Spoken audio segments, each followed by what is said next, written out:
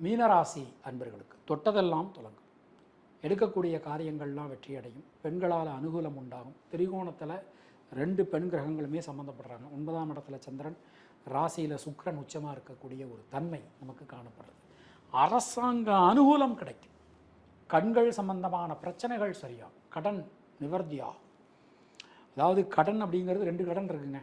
ஒன்று நாம் மற்றவங்களுக்கு கொடுத்துருக்கிற கடன், இன்னொன்று நாம் மற்றவங்கள்ட்ட வாங்கியிருக்கிற கடன். இது 2மே நமக்கு சரியாகக்கூடிய ஒரு தன்மையாக அந்த நேரமானது நமக்கு அமைஞ்சிருக்கு. மனசுக்குள்ளே இருக்கக்கூடிய குழப்பங்கள் அனைத்தும் விலகும். உடல் ஆரோக்கியம் சிறக்கும். தொழில் உத்தியோகத்தை பொறுத்த மட்டில் அதிகமான அலைச்சல் நமக்கு இவ்வளவு நாளாக இருந்தது. இனிமேல் அந்த அலைச்சல்லாம் கொஞ்சம் கொஞ்சமாக குறையும். உத்தியோகம் பார்க்குறவங்க எந்த ஒரு விஷயத்தையுமே திட்டமிட்டு செய்வது உங்களுக்கு நன்மையை கொடுக்கும்.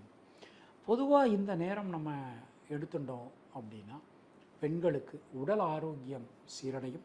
மாணக்கர்களுக்கு கல்வி சம்பந்தமான பலவிதமான நன்மைகள் இந்த நேரத்தில் நடைபெறும். பொதுவாக இந்த நேரம் நம்ம எடுத்துட்டோம் அப்படின்னா பூரட்டாதி நட்சத்திரத்தில் பிறந்தவர்களுக்கு புதிய முயற்சிகளில் இருக்கக்கூடிய தடங்கல்கள் விலகும். உத்திரட்டாதி நட்சத்திரத்தில் பிறந்தவர்களுக்கு தைரியம், தன்னம்பிக்கை காணப்படும்.